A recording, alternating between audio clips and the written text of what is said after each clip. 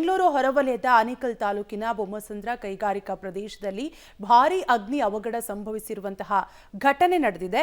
Garments ಗೋದಾಮಿನಲ್ಲಿ ಬೆಂಕಿ ಕಾಣಿಸಿಕೊಂಡಿದ್ದು ಪಕ್ಕದಲ್ಲಿದ್ದ 4 ಬಟ್ಟೆಯ ಗೋಡೌನ್ಗಳಿಗೂ ಬೆಂಕಿ ವ್ಯಾಪಿಸಿದೆ. ಪರಿಣಾಮ ಕೋಟ್ಯಾಂತರ ರೂಪಾಯಿ ಮೌಲ್ಯದ ವಸ್ತುಗಳು ಸುಟ್ಟು ಭಸ್ಮವಾಗಿವೆ. ಶಾರ್ಟ್ ಸರ್ಕ್ಯೂಟ್ನಿಂದ ಗೋದಾಮಿನಲ್ಲಿ ಬೆಂಕಿ ಹೊತ್ತಿಕೊಂಡಿರುವ ಸಾಧ್ಯತೆ ಇದೆ ಎನ್ನಲಾಗುತ್ತಿದೆ. ಬೆಂಕಿ ಹೊತ್ತಿಕೊಂಡ ಕೆಲವೇ ಕ್ಷಣಗಳಲ್ಲಿ ಕಾರ್ಖಾನೆಯ ಒಳಗೆ ಇದ್ದ ರಾಸಾಯನಿಕ ಡ್ರಮ್ಗಳು ಸ್ಫೋಟಗೊಂಡಿವೆ. ಇದರಿಂದ ಬೆಂಕಿ ವ್ಯಾಪಕವಾಗಿ ಹರಡಿದ್ದು ಪಕ್ಕದಲ್ಲಿ ಇದ್ದ ಹೋಟೆಲ್ಗೂ ಸಹ ಬೆಂಕಿಯ ಕೆನ್ನಾಲಿಗೆ ಹರಡುವ ಆತಂಕ ಸೃಷ್ಟಿಯಾಗಿತ್ತು. ಆದರೆ ಸ್ಥಳಕ್ಕೆ ಬಂದ ಅಗ್ನಿಶಾಮಕ ಸಿಬ್ಬಂದಿ ಹರಸಾಹಸ ಪಟ್ಟು ಬೆಂಕಿಯನ್ನ ಹತೋಟಿಗೆ ತಂದಿದ್ದಾರೆ. ಘಟನೆಯಲ್ಲಿ ಅದೃಷ್ಟವಶಾತ್ ಯಾವುದೇ ಪ್ರಾಣಾಪಾಯ ಸಂಭವಿಸಿಲ್ಲ.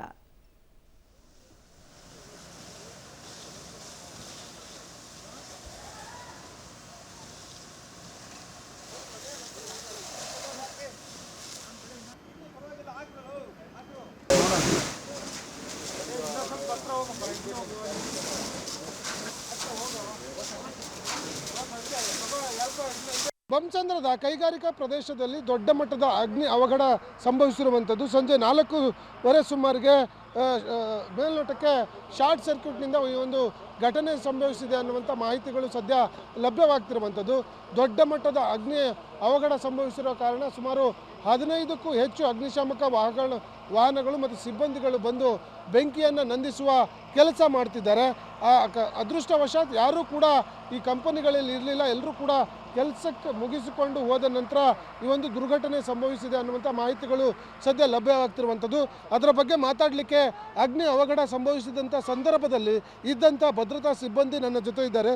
ಸರ್, ಎಷ್ಟು ಗಂಟೆಗೆ ಅವಘಡ ಸಂಭವಿಸಿತು, ಏನಾಯಿತು? ಸರ್, ನಾನು ಇಲ್ಲಿ ಗೇಟಲ್ಲಿ ಮೇನ್ ಗೇಟಲ್ಲಿದ್ದೆ. ಒಂದು ಗಾಡಿ ಬಂದಿತ್ತು ಮೆಟ್ರಲ್ಲಿ ಗೇಟ್ ಬರೋಕ್ಕೆ. ಅಲ್ಲಿ IIGMಗೆ ಹೋಗಿದ್ದೆ ನಾನು. IIGM ಇಸ್ಕೊಂಡು 3 ಸೆಕೆಂಡಲ್ಲಿ ಈ ಕಡೆ ಬದಕ್ಕೆ 4:51 ಆಯಿತು. ಅಲ್ಲಿ ಬೆಂಕಿ ಅಂತ ದಡ ಕೆಲಸ ಮಾಡೋರು ಇಬ್ಬರು ಬೆಂಕಿ ಹೊತ್ಕೊಂಡ್ಬಿಟ್ಟಿತ್ತು ಅಂತ ಬಾಯ್ ಮಾಡಿದ್ರು.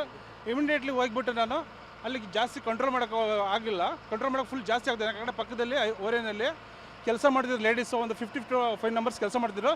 ಇಮಿಡಿಯೇಟ್ಲಿ ಎಲ್ಲ ಹೊರ ತರಿಸ್ಬಿಟ್ಟು ಆಮೇಲೆ ಪಕ್ಕದ ಕಂಪ್ನಿಯಿಂದ ಡೆಲ್ಟಾ ಆಮೇಲೆ ಸಿಂಜಿನ್ ಕಂಪ್ನಿಯಿಂದ ಬಂದು ನೀರೆಲ್ಲ ಹೆಲ್ಪ್ ಮಾಡಿ ಫೈರ್ ಎಲ್ಲ ಮಾಡಿದ್ರು. ಫೈರ್ ಇಂಜಿನ್ ಫೋನ್ ಮಾಡಿದ್ರು.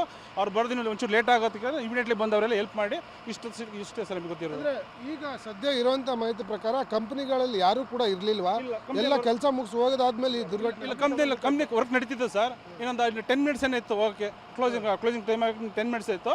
ಆ ಟೈಮೆಲ್ಲ 4:39 ಯಾವಾಗ ಆಯಿತು ಅವಾಗ ಕಂಟ್ರೋಲ್ ಮಾಡೋಕ್ಕೆ ನಮ್ಮ ಕೈಲಿ ಆಗಿಲ್ಲ. ಅದು ತಮ್ಮ ಬಟ್ಟೆ ಎಲ್ಲ ಫ್ಯಾಬ್ರಿಕ್ ಜಾಸ್ತಿ ಆಗ್ತಂಗೆ ಇಮಿಡಿಯೇಟ್ಲಿ ಜನೆಲ್ಲ ಹೊರಗಿನಿಂದ ಎಲ್ಲ ಲೇಡೀಸ್ ಜನೆಲ್ಲ ಫುಲ್ ಔಟ್ ಸೈಡ್ ಕಳಿಸ್ಬಿಟ್ಟು ಆವಾಗ ಫೈರ್ ಸ್ಟೇಷನ್ಗೆ ಫೋನ್ ಮಾಡಿ ಇಮಿಡಿಯೇಟ್ಲಿ ಪಕ್ಕದ ಕಂಪ್ನಿ ಇಂಜಿನ್ ಡಾಟಾ ಕಂಪ್ನಿಯಲ್ಲಿ ಬಂದು ನಮಗೆ ಹೆಲ್ಪ್ ಮಾಡಿದ್ರು ಸರ್.